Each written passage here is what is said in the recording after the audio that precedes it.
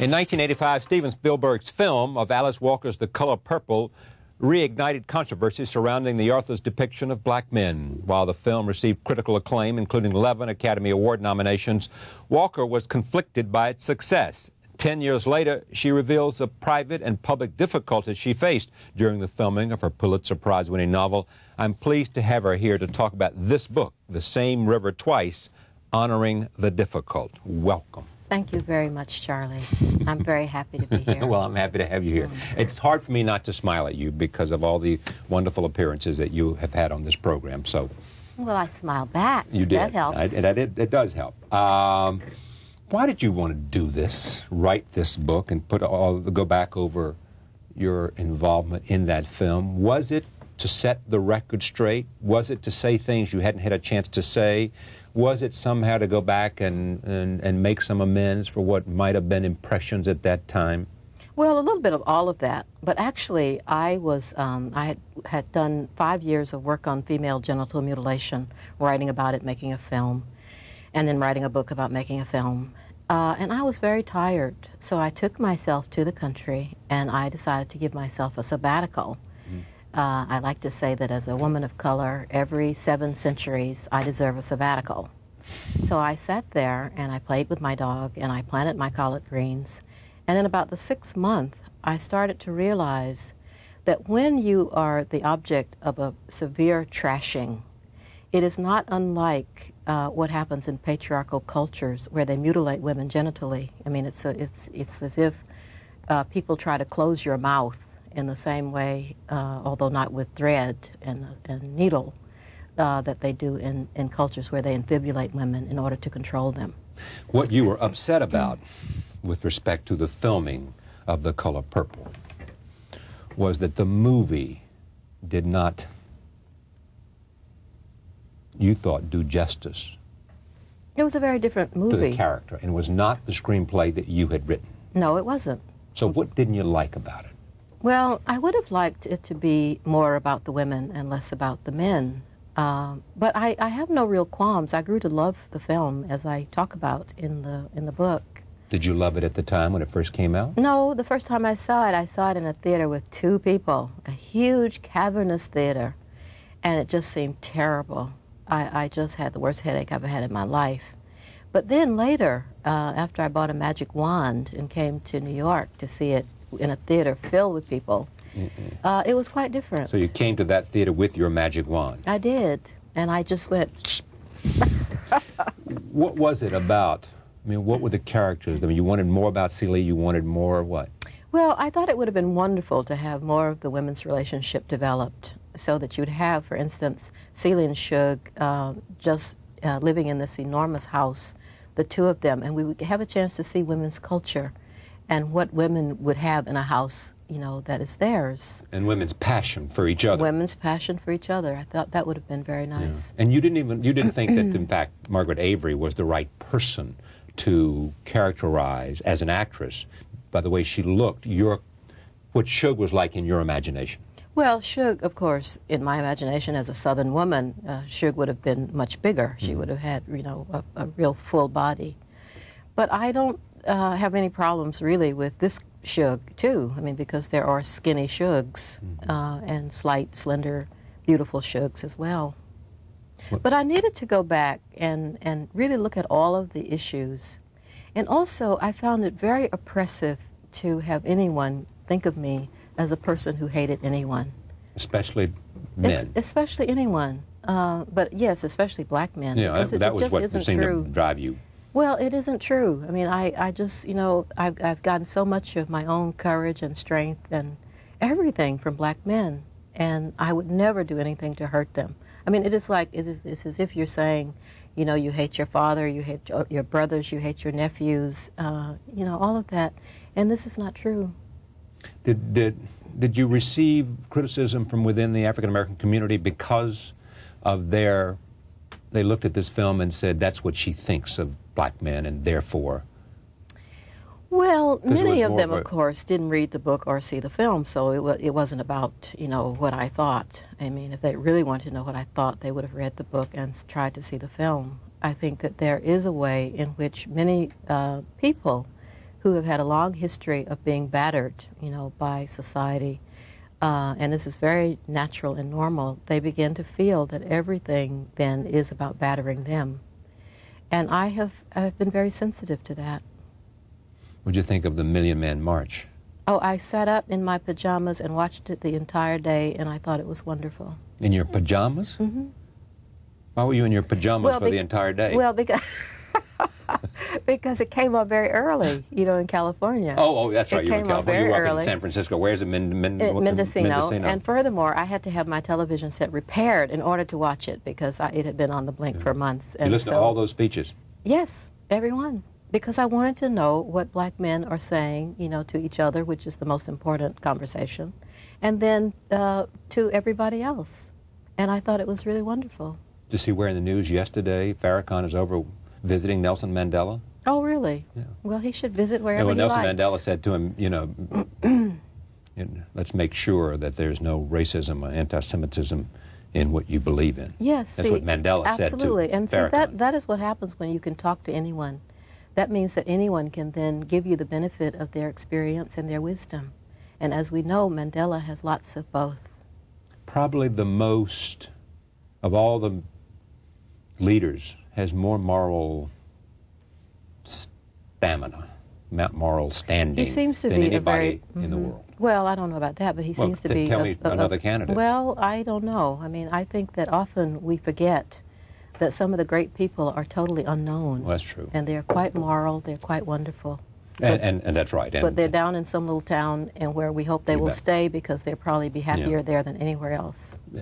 In the same vein, that some of the most courageous people in the world are those people with limited resources who are every day worrying about their children going to school, getting an education, and with limited resources making sure that they have a chance at life. Absolutely. And that's an act of courage and high calling. And true greatness. And truly great, and not off, and rewarded by, them seeing. And what happens to some of the battles that they have to fight is an assault on all that we believe in. In fact, until each of us becomes our own leader, we really don't have much of a chance of changing anything.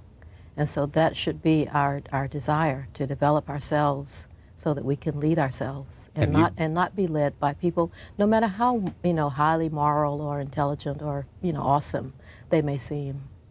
Are you your own leader? I am.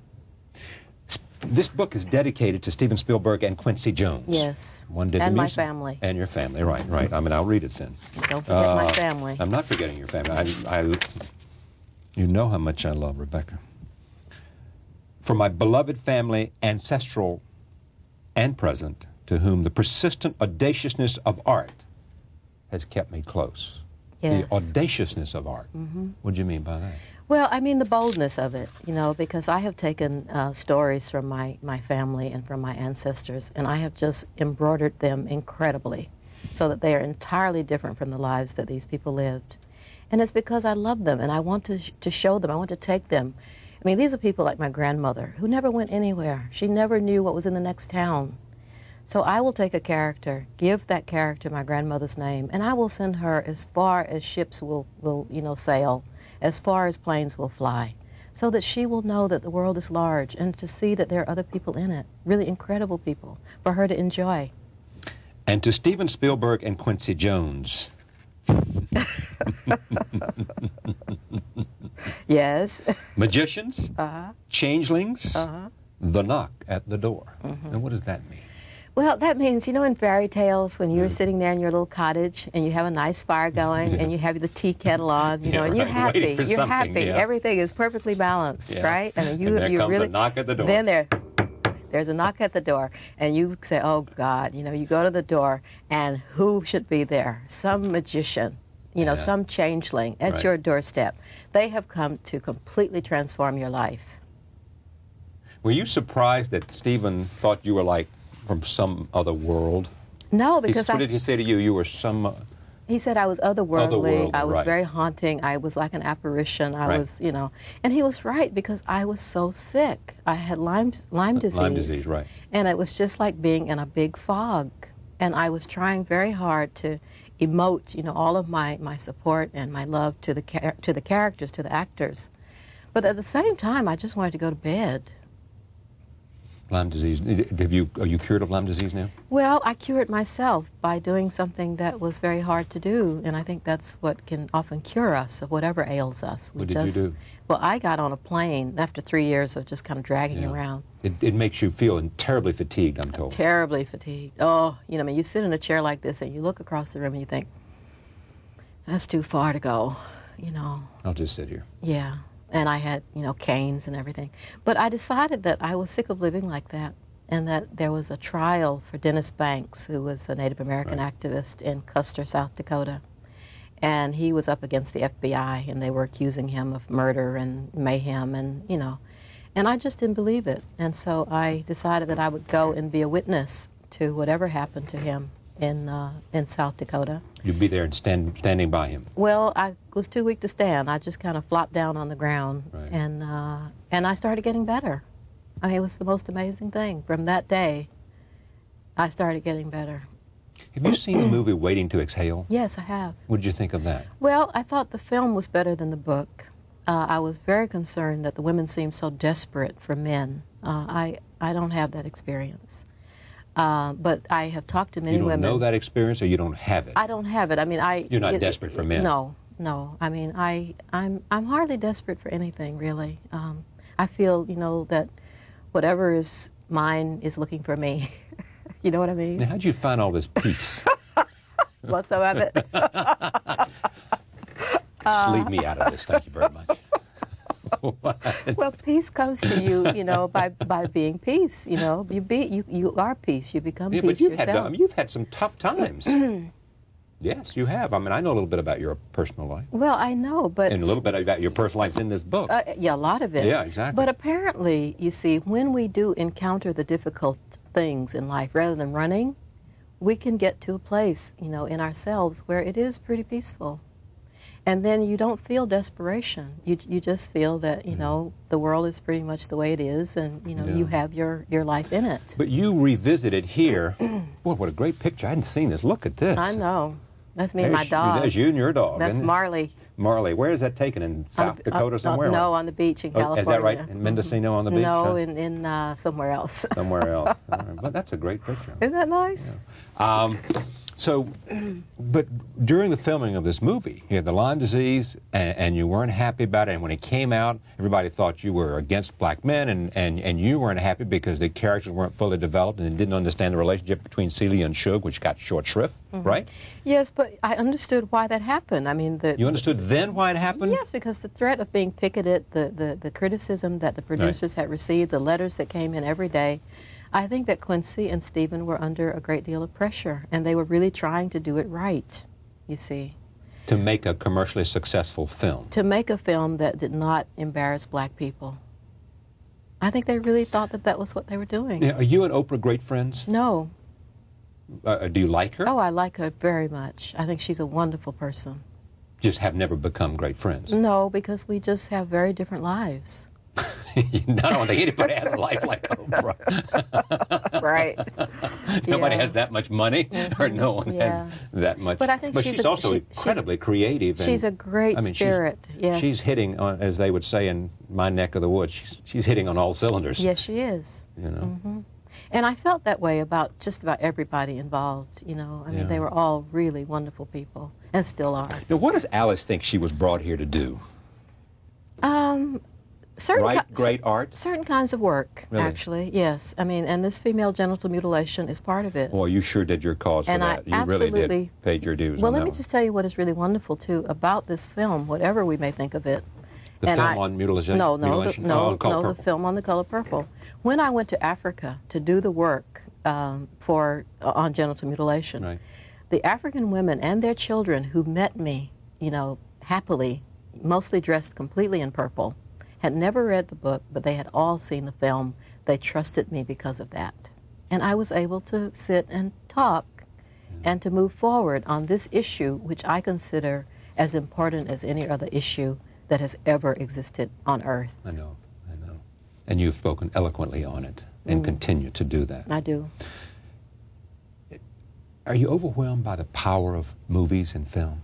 I'm not overwhelmed by them, but I think they're extremely powerful. And I think that as we move more into illiteracy, which is happening in the world, we will need films that you know, do more than just show us how to pull the trigger. You know, we need films that really try to teach us how to live without violence. And the danger that technology separates and adds to the division between haves and have-nots.